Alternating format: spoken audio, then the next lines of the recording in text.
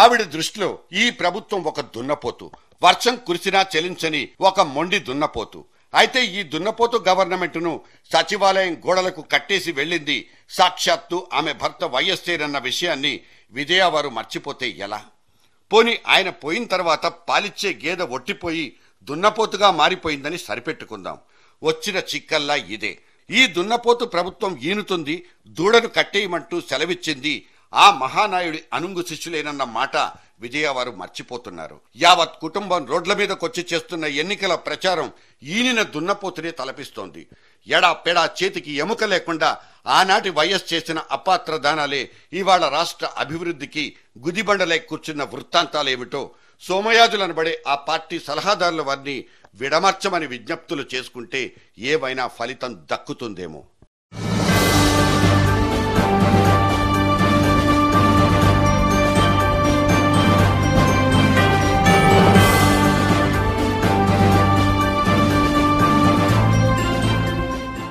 BC ఎస్సీలకు స్కాలర్షిప్లు, రైతులకు ఉచిత కరెంటు, ఫీజు రియంబర్స్మెంట్ పథకాలు అపాత్రదానం ఎలా అవుతాయంటూ అతి తెలివి ప్రశ్నలే ఇక్కడ రాజకీయాల్లో ఉన్న వాళ్లకు అస్త్రాలుగా మారిపోతున్నాయి.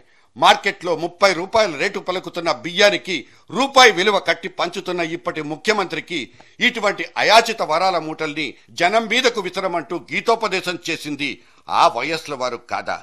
పేదోడిని పేదోడుగానే మిగిల్చి పారేసే దారుణమైన ఇటువంటి సబ్సిడీల కుట్రల్లో ప్రతి రాజకీయ పార్టీ కూరుకుపోతుండడమే మన దేశంలో ప్రజలు చేసుకున్న పాతకం. ఇవాళ విజయవారు తాము చేస్తున్న విమర్శల్లో సగం తమ పార్టీకే, ఇంకా చెప్పాలంటే వాళ్ళ ఆయనకే తగులుతాయని చెప్పక తప్పడం లేదు. ఆకలితో అలమటిస్తున్న ఒక పేదవాడికి పట్టడన్నం పెడితే తప్ప అంటూ తన బియ్యం పథకాన్ని విమర్శించిన వాళ్లకు ఎన్టీఆర్ ఇటువంటి ఎమోషనల్ డైలాగులతో ఆనాడు సమాధానం చెప్పేవారు. ఈనాడున్న పేదరికాన్ని తుడిచిపెట్టి ఆ కడుపు కాలే పేదవాడికి ఇంత కూడి పెట్టగలిగింది అదే అభివృద్ధి నేను భావిస్తున్నాను. అందుకే పేదవారికి 2 రూపాయల కిలో బియ్యం అందించడం, ప్రజల్ని ఉత్పాదక కార్యక్రమాల్లో పాల్గొనేలా చేసి వాళ్లు 4 రాళ్లు సంపాదించుకుని ఖర్చు చేసే నిర్మాణాత్మక విధానాల్ని రాజకీయ పార్టీలు, వాటి ప్రభుత్వాలు, ఆ ప్రభుత్వాల కార్యక్రమాల్ని అమలు చేసే అధికారులు రూపొందించుకోనంత కాలం వాళ్లు వెనకబడిపోయే ఉంటారు. ఇవాళ చాలా గ్రామీణ ప్రాంతాల్లో వ్యవసాయం కుంటుబడింది. వ్యవసాయం ఒక దండగమారిన వ్యవహారంలా రైతులే భావిస్తున్నారు. విత్తనాలు, ఎరువులు, నీళ్లు అన్ని సమస్యలే. పండించిన పంటకు గిట్టుబాటు ధర లేదు. పైగా దళారీల రాజ్యం. ఇక గోళ్లు గిల్లుకుంటూ ఖాళీగా కూర్చున్న యువతకు ఈ రాజకీయ నాయకుల మీటింగులంటే ఎనలేని మమకారం. ఏదో ఒక లీడర్ను, టిక్కెట్ నాశించే ఒక ఔత్సాహిక రాజకీయుడి వెంటో తిరిగితే చాలు, కొంచెం అటు ఇటుగా కాలం గడిచిపోతుంది. తాము జిందాబాద్లు, జేజేలు కొట్టేవాడు ఏ పార్టీ వాడైనా సరే అటువంటి ఎన్నికల ఫీవర్ ఉన్నంత కాలం ఎంతో కొంత గిట్టుబాటు అయిపోతుంది. మన సర్వే రాయిళ్లు కొంతమంది ఇటువంటి వాళ్ళని అడిగితే ఏమని జవాబులు వస్తాయి? మళ్లీ ఎన్నికలు రావాలని, కావాలనే విశ్లేషణలు మాత్రమే ఇక్కడి నుంచి పుట్టుకొస్తాయి. సరిగ్గా ఇటువంటి వాళ్లే ఒక జగన్కైనా మరో నాయకుడికైనా పెట్టుబడి. దాన్నే రాజకీయ పెట్టుబడిని కూడా అనుకుందాం. అటువంటి పార్టీలో అయితే తమకు రాజకీయ భవిష్యత్తు మెరుగ్గా ఉంటుందని కొత్తగా రాజకీయాల్లో జాయిన్ అయ్యే ఫస్ట్ టైమర్స్ కూడా భావించేస్తున్నారు. నిజం చెప్పాలంటే ఆ మధ్య జగన్ ఓదార్పు యాత్రలోనైనా, ఆ తర్వాత విజయవారు, షర్మిలల వారు చేస్తున్న పర్యటనలో సైతం ఈ టిక్కెట్ ఆశించే వాళ్లదే హంగామా అంతా.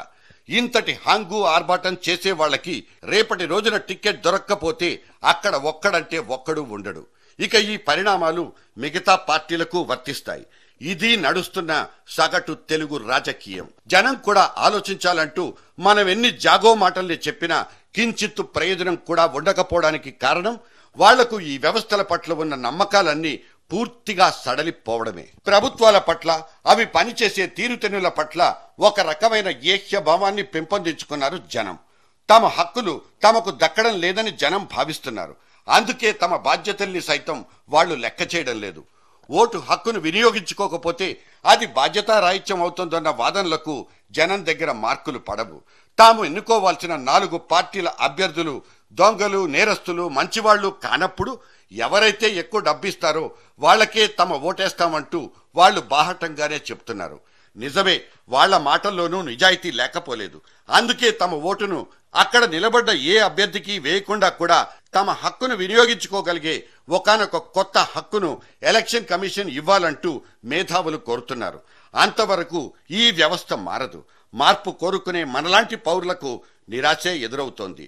బాంబులు వేస్తూనో విసురుతోనో చేతులు కాళ్ళు పోగొట్టుకున్న అభాగ్యులు సైతం తిరిగి అటువంటి ఫ్యాక్షనిస్టుకే ఓటేస్తున్నారు, గెలిపించుకుంటున్నారు కూడా. ఒక కులం వాడు తమ కులపోడికి ఓటేస్తే వాడేదో వండి వడ్డిస్తాడనే భ్రమంలో మళ్లీ అదే పోకడలకు పోతాడు. తరాలు మారిపోతున్నా తమకు వంశ పారంపర్యంలా సంక్రమిస్తున్న ఫ్లోరైడ్ లాంటి సమస్యలున్న వాళ్ళు సైతం తిరిగి అదే పరిధిలో పరిభ్రమిస్తూ మళ్లీ అటువంటి నాయకులకే ఓట్లేసి నిస్సిగ్గుగా గెలిపించుకుంటున్నారు. తమకు ఆ ఎన్నికల సీజన్లో దొరికే క్వార్టర్ బాటిళ్లకు, లభించే కాసిన్ని కరెన్సీ నోట్లకు మాత్రమే కనికరాలు కురిపిస్తున్నారు.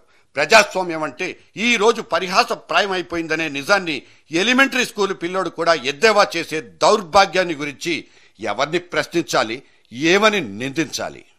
దిగ్గదీసి అడుగు ఈ సిగ్గులేని జనాన్ని, అగ్నితోటి కడుగు ఈ సమాజ జీవోత్సవాన్ని. మారదు లోకం, మారదు కాలం, దేవుడు దిగిరాని ఎవ్వరు ఏమైపోని.